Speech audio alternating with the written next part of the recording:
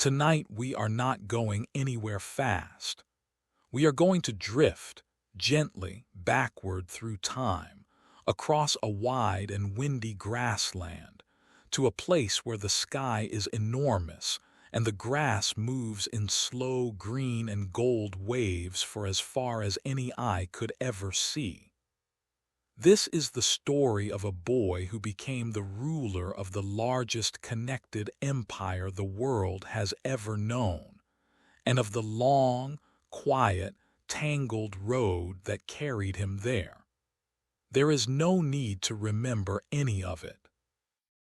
Just let the images pass through you like clouds passing over that endless steppe sky, and let your eyes get heavier with every page.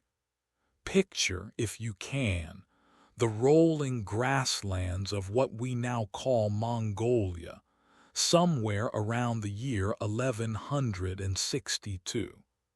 There are no cities here. There is no noise of engines or bells or crowds. There is only wind, moving low across 1,000 miles of grass, and the soft clop of horse hooves, and somewhere in the deep quiet of it all, felt tents glowing faintly from the inside with firelight, round and low against the horizon like sleeping animals curled together for warmth. The Mongol tribes lived here in small, moving communities, following their herds of horses and sheep and goats and yaks from pasture to pasture with the turning of the seasons, never staying long in any one place, never needing to. This was a world of clans and blood ties, of alliances made and broken like the shifting patterns of clouds, a world where a person's whole life could be measured by loyalty, by kinship, by the strength of the horse beneath them and the sharpness of the eyes that watched the horizon for both enemies and opportunity. In one such camp, belonging to the Borjigin clan, a woman named Holun was giving birth. Her husband, a minor chieftain named Yesuje, had taken her rather forcefully from a merchant man on her wedding journey some time before, an act that would come back, much later, like a long, slow echo, to haunt his son. But for now, in this tent, in this moment, there was only the ordinary, extraordinary business of a child arriving in the world. And the story tells us, the old story that has been passed down and softened and shaped over 8 centuries like a stone smoothed by a river, that this child was born clutching in his tiny fist a clot of dark blood, dark as a stone, dark as dried liver. To the people gathered around that fire, this was not a small thing. It was a sign. It meant this child was destined to be a warrior, a leader, someone whose grip would one day close around something vast. They named him Temüjin, after a Tatar chieftain his father had just defeated in battle, a name that some say means blacksmith or man of iron. A small, ordinary naming for a child who would grow into something the world had never quite seen before, and in truth, has never quite seen since.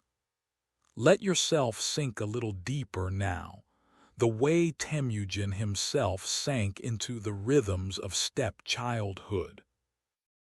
He grew up learning to ride almost before he could properly walk. The story goes, bound to the back of a horse and led along by an older sibling or a length of rope, learning the sway and pulse of a horse's gait the way other children learn to crawl. He learned to shoot a bow, small at first, a child's bow, but growing larger and more powerful as his arms grew stronger. He learned the names of the winds and the shapes of the clouds that meant rain, and the smell of the grass that meant the herds should move on to new pasture. He had brothers and a sister, Hassazar, Hachion, Temüjin, Temüj, and a half-brother and half-sister from another of his father's wives, named Bector and Belgute. It was, in its own hard and simple way, an ordinary childhood on the steppe, full of chores and games and small rivalries, the kind of childhood that has played out in variations across 1,000 generations of nomadic families, warm fires and cold winds, and the long, slow apprenticeship into the art of survival. But the steppe, for all its beauty, has never been gentle, and this childhood would not stay ordinary for long.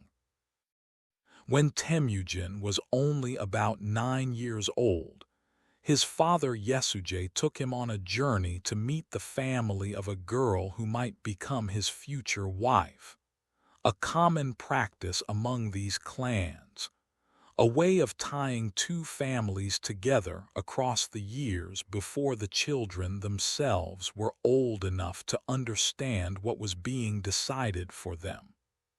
They arrived at the camp of a chieftain named De Sechin, of the Angjarat clan, and there Temüjin met a girl a little older than himself named Bort. The story says that Yesuje looked at this pairing and felt something good in it, some sense of rightness, and so it was arranged in the old way that Temüjin would stay behind with Bort's family for a time, to be known to them, to grow familiar, while his father rode home alone. On that ride home, Yesuje stopped at a camp of Tatars, old enemies of his own father, and not recognizing him, or perhaps not caring, they offered him food and drink in the old tradition of steppe hospitality. But somewhere in that meal there was poison, slipped in by people who did recognize him after all, who remembered old grudges the way the steppe remembers old droughts in its bones. Yesuje rode for home feeling the sickness spreading through him, and he arrived just in time to tell his family what had happened, just in time to ask that someone ride quickly to bring his son Temüjin home, before the poison finished its slow work. And then he died, just like that. A child of 9 or 10, still among strangers who were soon to be his in-laws, suddenly fatherless, in a world where a father's strength was the only thing that held a family's place among the clans. What happened next is one of the harder parts of this story, though even hard things, told slowly and gently in a low voice in the dark, can become simply part of the long unfolding of a life. Without Yesuje, the Borjigin clan no longer had a reason to keep Holun and her children close. The old alliances, the old debts of loyalty, unraveled almost overnight. The clan that had followed Yesuje simply packed up their jurs and rode away, leaving Holun, a woman alone with several small children and an elderly mother-in-law, to fend for herself on the open steppe, a punishment as effective as any blade, because on the steppe, to be without a clan was very often to be without a future. It is said that Holun rode after them for a time, holding aloft the banner of her husband's authority, pleading. But the clan rode on and did not look back. And so this small family, this widow and her children, entered into a long season of hardship that would shape everything that came after. They ate roots and wild onions and small game caught by hand or by hook, fish pulled from cold rivers, marmots dug from their burrows. Holun is remembered as fierce and resourceful in this time, holding her family together through sheer will, teaching her children that survival was not given but taken, moment by moment, season by season. It was during this hard, hungry stretch of years that something happened between Temüjin and his older half-brother Bektar that reveals, even this early, the kind of iron that was forming inside him. There was a dispute, the old accounts say, over food, over a fish or a bird that Bektar had taken, some small unfairness that in an ordinary family might have passed as an ordinary quarrel between siblings. But Temüjin, with his full brother Hasar, ambushed Bektar and killed him. Holun, when she learned of it, was furious, grieving, comparing her sons in that moment to wild animals turning on each other rather than joining together against the world that had abandoned them. It is not a comfortable moment in the story, but it is an honest one, and it tells us something about the ferocity that already lived inside this fatherless boy, a ferocity that would later be turned outward against the whole world, rather than inward against his own blood. The hardship did not end there.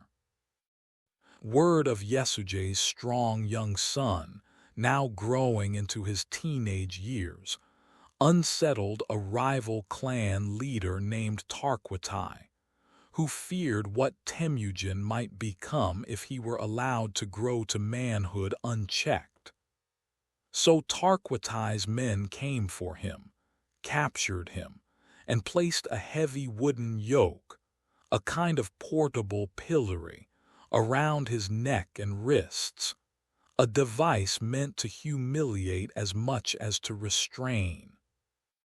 Temüjin was held this way for a time, a captive among people who wished him ill, until one night, during a festival when the guards had grown careless with drink and celebration, he managed to strike one guard down with the very yoke around his neck and slip away into the darkness.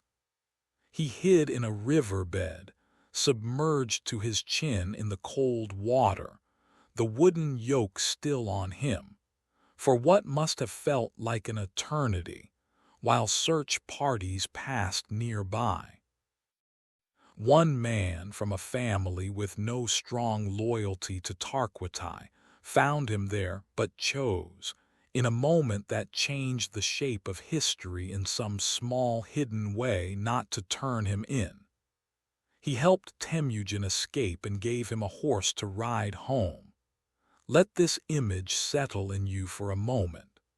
A boy in a dark river, cold to the bone, wood chafing his neck, entirely alone, entirely unprotected, and yet somehow still here, still breathing, still watching the sky for the coming dawn.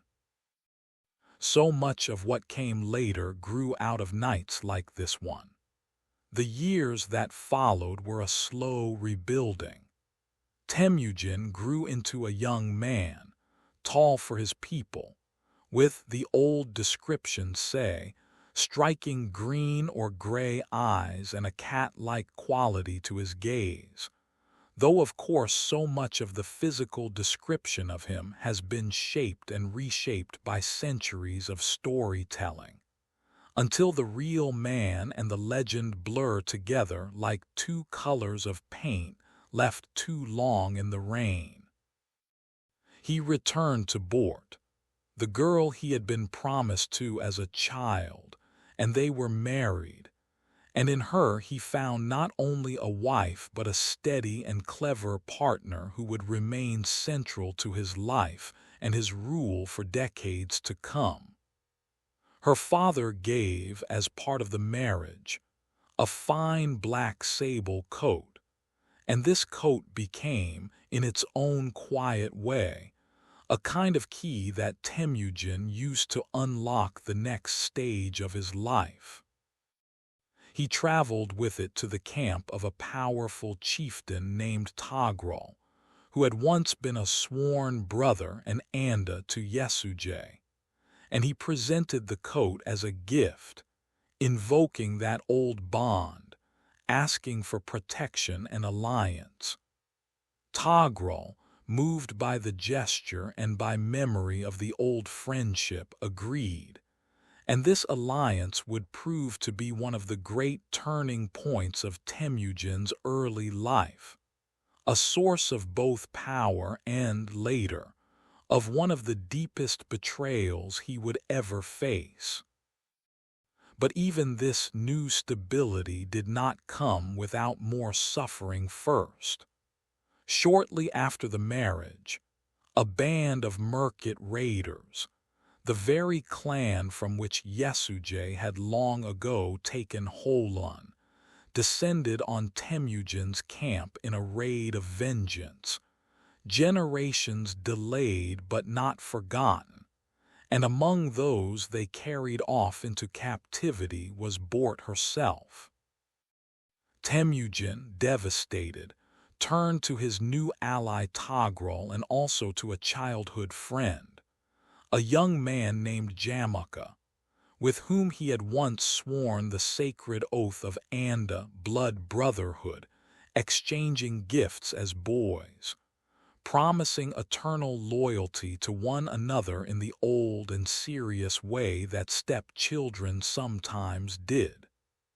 Together, these three, Temüjin, Togrul, and Jamaka, gathered warriors and rode against the Merkits, and in a hard-fought campaign they defeated them and recovered Bort. She returned pregnant, and there would always be a quiet uncertainty, never fully resolved even by Temüjin himself, about the parentage of the son she bore soon after, a boy named Jachai, whose name means guest. This uncertainty would ripple forward for decades, shaping the tensions among Temüjin's own sons long after he was gone. For a time after this, Temüjin and Jamaka lived and traveled together as close companions. Their two camps merged into one moving community, sharing fires and food and the long, slow rhythms of steppe life. The old stories speak warmly of this period, of the deep bond between the two young men, Anda in the truest and most tender sense of the word. But something began to shift, as it so often does between two people who both carry within them the seed of leadership, the quiet hunger to decide rather than to be decided for. The accounts differ on exactly what caused the break. Some speak of a disagreement over where to make camp, others of growing differences in how each man believed authority should be organized. Jamaka favoring the old aristocratic order of noble bloodlines, Temüjin drawn instead toward a new idea, radical for his time, that loyalty and ability should matter more than birth. Whatever the precise cause, one quiet morning, Temüjin and his followers simply rode away in the night, choosing to separate from Jamaka's camp. And from that moment onward, though they would not fight each other directly for some years yet, the two Anda were set upon diverging paths that would eventually bring them into open, bitter conflict. In the years that followed this quiet separation, more and more people began to gather around Temüjin, drawn by his growing reputation as a fair and capable leader, someone who rewarded skill and loyalty regardless of a person's clan or birth, who shared the spoils of victory generously among his followers, rather than hoarding them for the noble born alone. This was, in its way, a revolutionary idea on the steppe, and it drew to him warriors and families who had little standing under the old order but great capability, men who might otherwise have spent their whole lives as servants to some minor noble, and who now saw, for the first time, a path forward built on their own worth. Let this settle in your mind gently. This idea of loyalty built not on blood but on merit, because it would become one of the deep foundations of everything Temüjin built afterward, a foundation as important, in its own way, as any army or any weapon. The road forward, though, still ran through fire before it ran through peace. There were long years of shifting alliances and conflicts among the various tribes of the steppe, the Tatars, the Karate, the Nayman, the Merkit, the Mongols themselves divided among competing clans.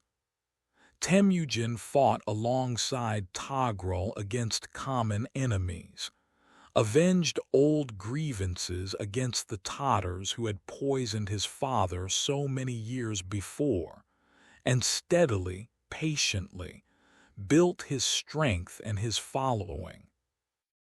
And then, inevitably, the friendship with Jamaka curdled fully into rivalry, and the two former blood brothers found themselves leading opposing coalitions of tribes, each seeking to become the dominant power of the steppe. There were battles, reversals, moments when Temüjin's fortunes seemed to hang by the thinnest of threads, moments when defeat seemed close enough to touch. One of the darkest of these moments came when Togrul, Temüjin's old ally, the man he had once called a kind of father figure, turned against him, persuaded by his own son, and by the whispered urgings of Jamaka that Temüjin had grown too powerful, too dangerous to remain a friend.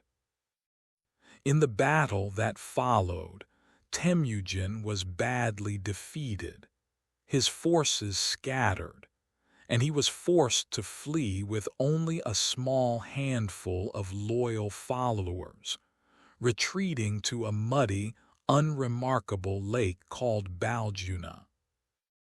There, the story goes, with almost nothing left, surrounded by a small band of exhausted and hungry followers of many different tribes and even different faiths, Muslim and Christian and Buddhist, and the old steppe shamanist traditions all mixed together in that desperate little camp.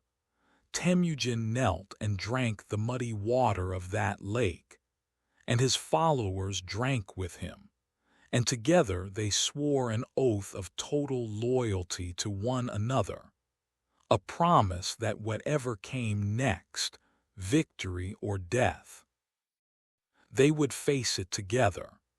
Historians still speak of this moment, the Baljuna Covenant, as one of the true crucibles of everything that followed, the moment when a defeated man at his very lowest point gathered around him a core of loyalty so total that it would carry him, eventually, to greater heights than any of them could have imagined in that muddy, hungry hour.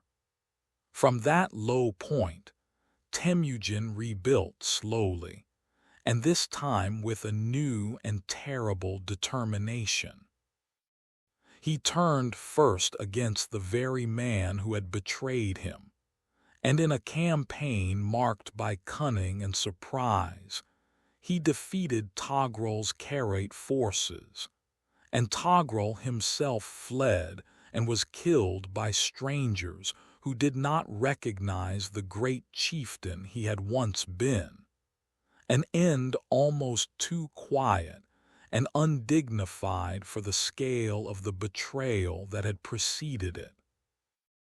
Then, one by one, Temüjin turned his growing strength against the other great confederations of the steppe, the powerful Nayman in the west, and finally, in the last great confrontation, against his own former Anda, Jamukha.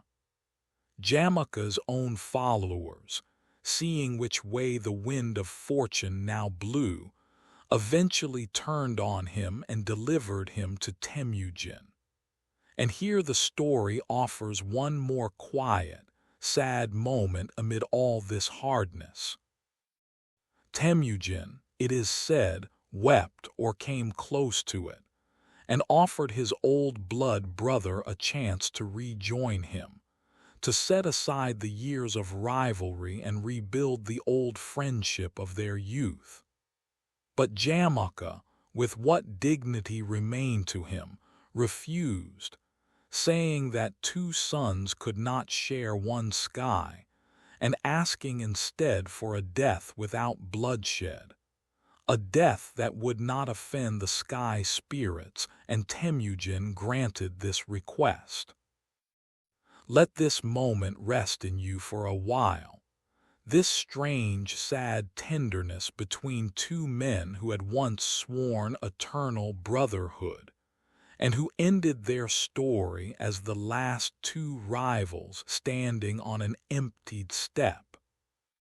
With Jamukha gone, with the Tatars and the Karaite and the Nayman and the Merkits all defeated or absorbed, Temüjin in the year 1106 called together a great gathering, a kurultai, of all the Mongol and Turkic tribes now under his authority, on the banks of the river Anan, near the place of his own birth.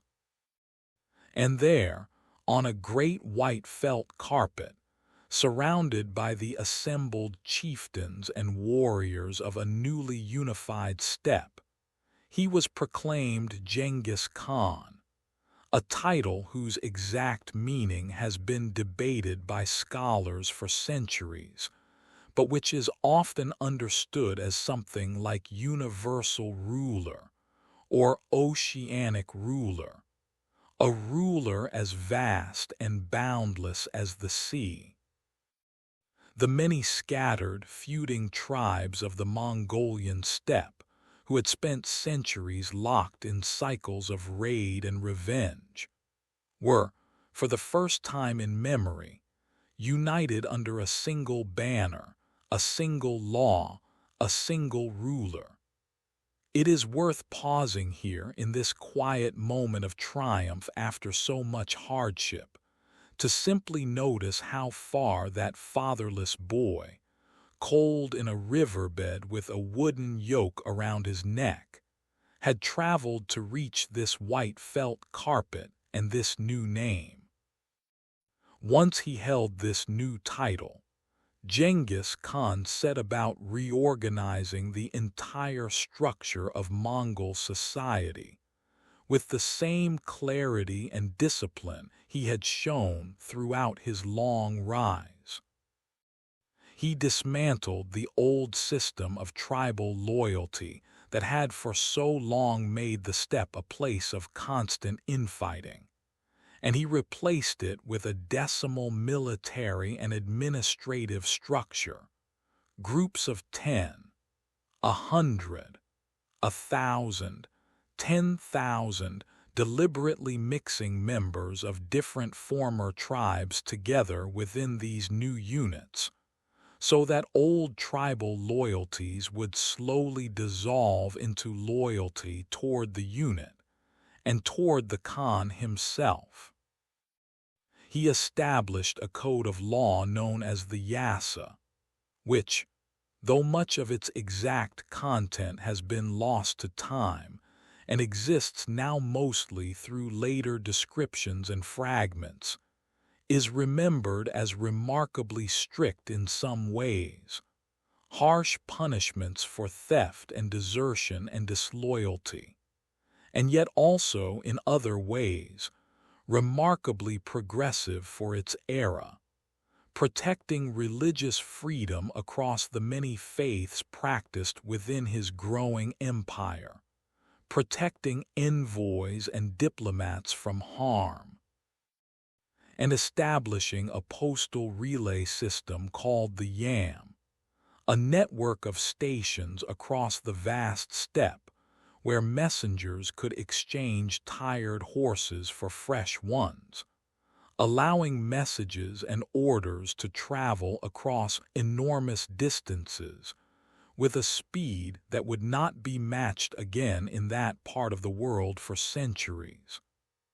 The army he built upon this new foundation was unlike anything the settled civilizations to the south and west had ever encountered. Every Mongol male was, in essence, a soldier from a young age, having grown up on horseback, having hunted with a bow since childhood, requiring almost none of the lengthy training that infantry armies elsewhere needed. His forces moved with a speed that seemed almost supernatural to their enemies, sometimes covering enormous distances in a single day, striking where least expected, feigning retreat to draw overconfident enemies into ambush, using signal flags and the Yam relay system to coordinate movements across huge fronts with a level of discipline that put many so-called civilized armies to shame. And so, having unified the steppe, Genghis Khan turned his attention outward, toward the great settled kingdoms that lay beyond it. The first of these to feel the weight of this new power was the Western Xia kingdom, a Tangut state to the south, which Genghis Khan invaded in a series of campaigns beginning around 1109, seeking both plunder and, eventually, submission and tribute. This was followed by a much larger and more consequential campaign against the Jin dynasty, which ruled over northern China, a war that would stretch across many years, marked by brutal sieges of walled cities that the Mongols, initially a purely cavalry-based people with little experience of siege warfare, gradually learned to master, adopting Chinese siege engineers and their engines of war, catapults and trebuchets, and adapting them to their own relentless, mobile style of campaigning. City after city fell in northern China, and the capital itself, then called Jiangdu, near the site of modern Beijing, was eventually captured and sacked in a great and terrible burning that the old chronicles describe in stark and heavy terms, smoke rising for what the accounts describe as a month, though we might allow such numbers the softness of legend, grown large the way memories of terrible things sometimes do. But it was the next great campaign, further west, that would in some ways define the darkest chapter of Genghis Khan's life and reputation. In the region we now think of as Central Asia stood the Khwarezmian Empire, a rich and sophisticated Muslim state ruling over the great Silk Road cities of Samarkand and Bukhara and Otrar and Urgench, cities of scholars and gardens and libraries, some of the most cultured and prosperous cities on earth at that time. Genghis Khan, it is said, initially sought not conquest but trade with this empire, sending a large caravan of merchants bearing valuable goods as a gesture of peaceful commerce and diplomatic opening. But the governor of the border city of Otrar, whether out of greed for the caravan's goods or suspicion that the merchants were spies, or perhaps both, had the entire caravan seized and its members executed. Genghis Khan, seeking redress rather than war, sent envoys to the Khwarezmian ruler, Shah Mohammed II, demanding the governor be handed over for punishment. The Shah's response was to execute the lead envoy and send the others back with their beards shaved off in humiliation, a grave insult in the culture of the steppe, where a man's beard was a mark of dignity. What followed was a campaign of conquest and retribution on a scale that even the chronicles of the time, written by scribes who had witnessed centuries of warfare, struggled to fully describe. Genghis Khan led his armies into Khwarezmia with an overwhelming and terrible thoroughness. City after city besieged, and, in several notorious cases, utterly destroyed, their populations killed or scattered, their irrigation systems ruined. Some scholars believe deliberately, turning fertile farmland back into desert for generations to come. The numbers given in the old accounts for those killed in cities like Urgench, or in the broader campaign, have been debated for centuries, some clearly exaggerated by chroniclers writing in shock and grief, and perhaps as a kind of warning to future generations about the wrath of this conqueror. But even allowing for exaggeration, the scale of destruction across Khwarezmia stands as one of the great catastrophes of the medieval world. A wound in the memory of that region that echoes even into how the story is told today. It is worth sitting with this part of the story honestly, even as we let ourselves drift toward sleep, because this is the part of Genghis Khan's life that carries the heaviest weight, the part that reminds us he was not merely a legendary hero of the steppe, but a man responsible for immense suffering across a huge swath of the medieval world. And yet, even here, the story does not resolve into simple villainy, because in the very same years, in the very same campaigns, Genghis Khan was also establishing policies of religious tolerance within his growing empire, exempting religious leaders and scholars from taxation regardless of their faith, protecting trade routes that would soon knit together a vast network of exchange stretching from China to Europe, a network later remembered as the Pax Mongolica, the Mongol peace. under which merchants and travelers, at least for a time, could move across enormous distances with a safety and predictability that had rarely existed before. History rarely offers us simple stories, and this one least of all. Let both truths rest together in your mind now, gently, without needing to be resolved tonight. During this Western campaign, Genghis Khan sent two of his most trusted and gifted generals, Subutai and Gebe, on what would become one of the most extraordinary military expeditions in recorded history.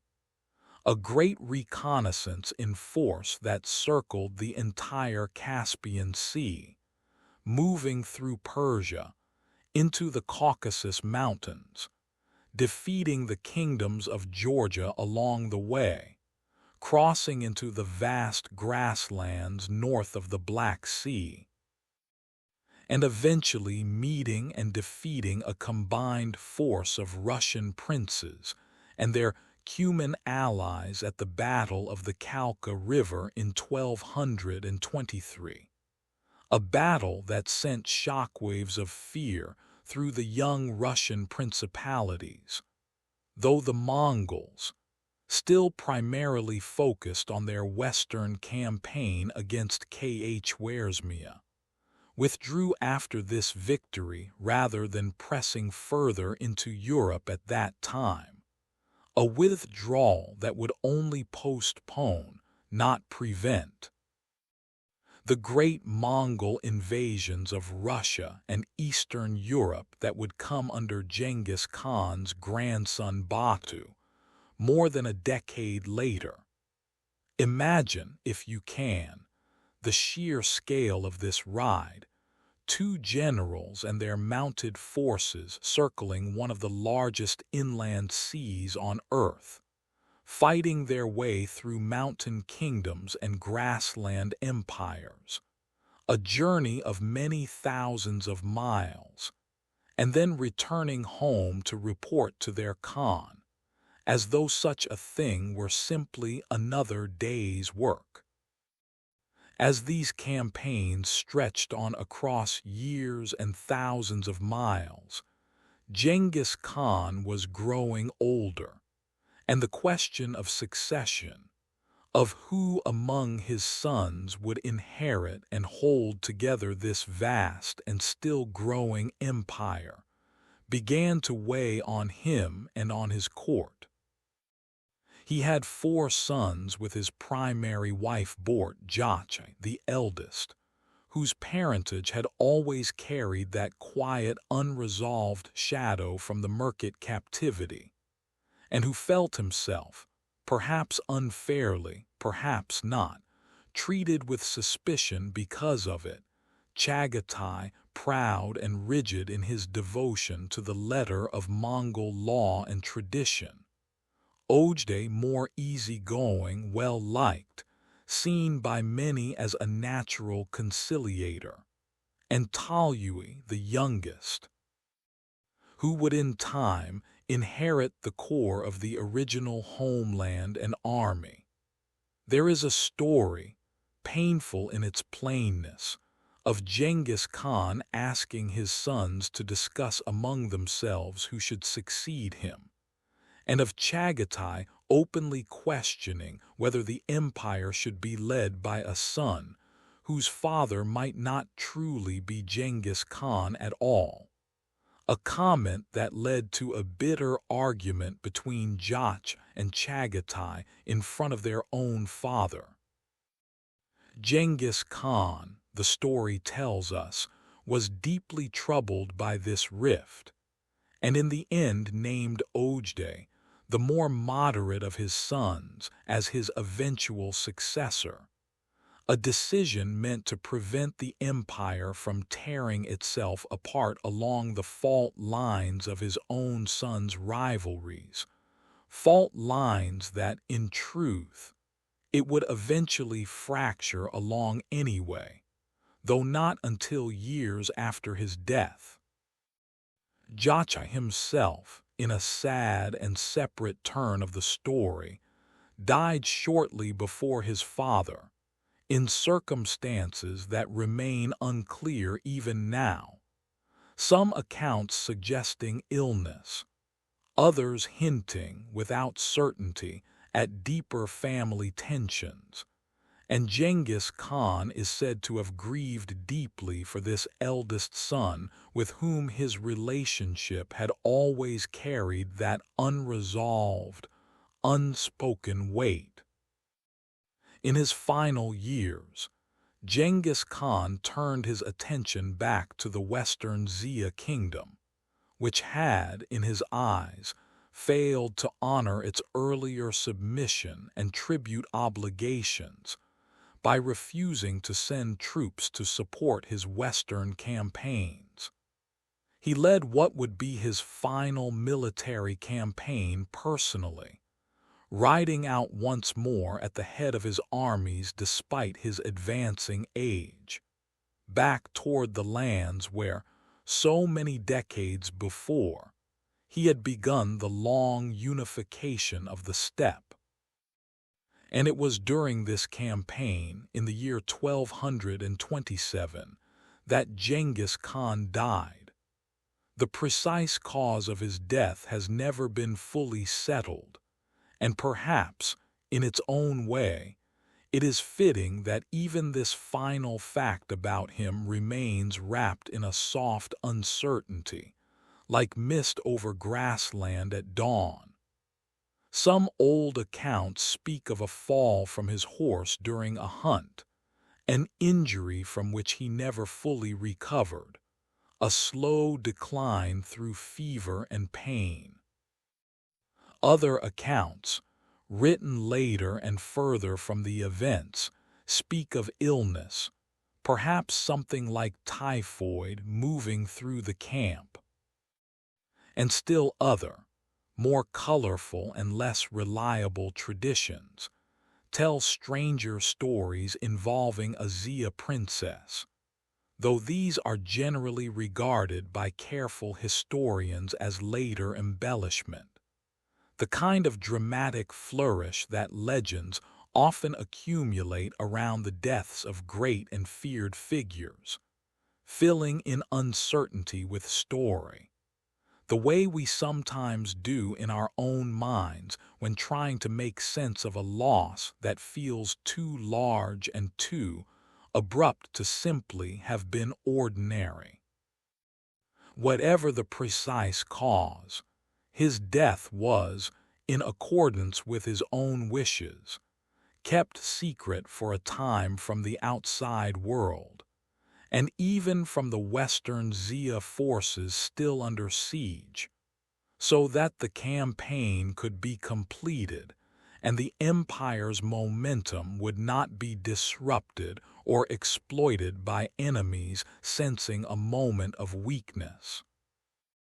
The soldiers escorting his body back to the Mongol homeland are said, in the old and haunting tradition of the story, to have killed anyone they encountered along the way, any traveler, any witness, so that news of the great Khan's death would not spread before his own family and court could properly prepare, and so that the location of his final resting place would remain entirely unknown, protected forever from grave robbers and enemies alike. And to this day, after nearly 800 years, the location of Genghis Khan's grave remains unknown. No tomb has ever been found. No marker stands anywhere on the wide Mongolian steppe to say, here, in this quiet patch of grass, beneath this particular stretch of sky, lies the man who once ruled from the Pacific almost to the edge of Europe. Some traditions say his followers diverted a river over the burial site to conceal it entirely beneath running water. Others speak of 1,000 horses trampling the ground flat above the grave, and then trees planted over the whole area until the forest grew thick and indistinguishable from any other forest, until even those who buried him could not find the place again if they tried. Whatever the truth of these old stories, the practical result has held true for 8 centuries. Modern archaeologists and researchers, using satellite imagery and careful, respectful ground surveys, have searched the region believed to hold his remains, a sacred area still protected today by Mongolian reverence and by simple law. And still, nothing has ever been definitively found. Let this settle over you gently now, this image of a man whose life reshaped the map of the entire world, and whose final resting place is nothing more than an unmarked patch of grass somewhere beneath that same enormous steppe sky he was born beneath, indistinguishable at last from the earth all around it. What he left behind, though, was anything but hidden or quiet.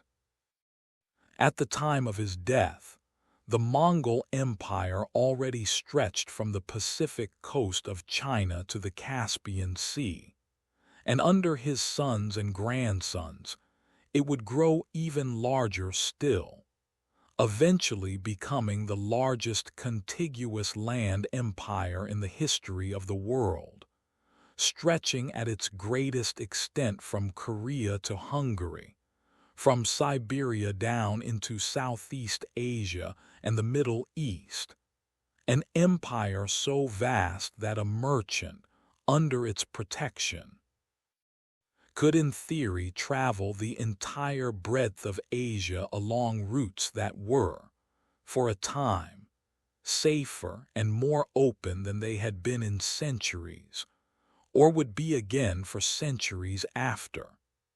His grandson Kublai Khan would go on to conquer the remainder of China and found the Yuan dynasty, welcoming travelers from the West, among them the Venetian merchant Marco Polo, whose own account of his travels through this Mongol world would fascinate and astonish readers back in Europe for generations. The exchange of goods and ideas, and even, unfortunately, diseases along these newly connected roads reshaped the medieval world in ways still being studied and understood today. An early, rough, and often violent version of the interconnected world we live in now. There is one more quiet, remarkable fact often mentioned alongside this story, offered here softly, without any need to fully absorb it tonight. Genetic studies conducted in recent decades have suggested that a startlingly large number of men across Central Asia, tracing a particular pattern on the Y chromosome, may be descended from a single common ancestor living around the time and in the region associated with Genghis Khan, a finding that some researchers connect, cautiously, to him and to the many descendants his position and his sons and grandsons would have gone on to have across the vast reach of the empire he founded. It is a strange kind of immortality, carried quietly in the blood of millions of people today who have likely never heard his name pronounced correctly, who know nothing of Baljuna or the white felt carpet on the banks of the Anan, and yet who carry, perhaps, some faint genetic echo of that fatherless boy from the cold Mongolian steppe. So here we are, at the end of this long story, the way we so often are at the end of long stories, looking back over the whole shape of a life from a great and gentle distance. A boy born clutching a clot of blood in his small fist. A childhood shattered by his father's death and his family's abandonment. Years of hunger and hiding and a wooden yoke in a cold, dark river. A friendship sworn and broken. A betrayal survived through the shared, muddy water of a small, forgotten lake. A slow, patient unification of 1,000 feuding fires into a single flame. A white felt carpet, and a new name meaning something like the ruler of everything beneath the wide sky. Conquest and cruelty, and also unexpected tolerance, and a network of roads and relay stations that let ideas and goods and people move more freely across Asia than they ever had before. Sons who loved and doubted each other. A death wrapped in mist and uncertainty. And a grave that no one in 800 years has ever been able to find, folded quietly back into the very grass and sky that watched him being born.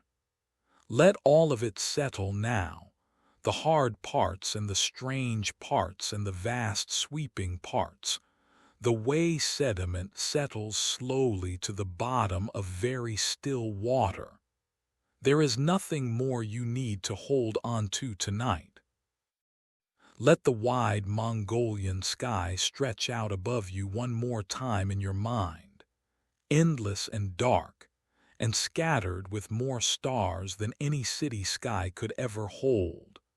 The same sky that watched over a fatherless boy in a cold river 800 years ago. The same sky that watches, quietly, patiently, over an unmarked grave somewhere out there in the grass tonight. The same sky that is, in its own slow way, watching over you now too, as your breathing grows even slower, and your thoughts grow softer and further apart. Drifting like far-off riders on a horizon you no longer need to watch. Sleep now. There is nothing more to conquer tonight. There is only rest, wide and quiet and endless, waiting for you, the way the steppe waited patiently for a boy who did not yet know all that he would become.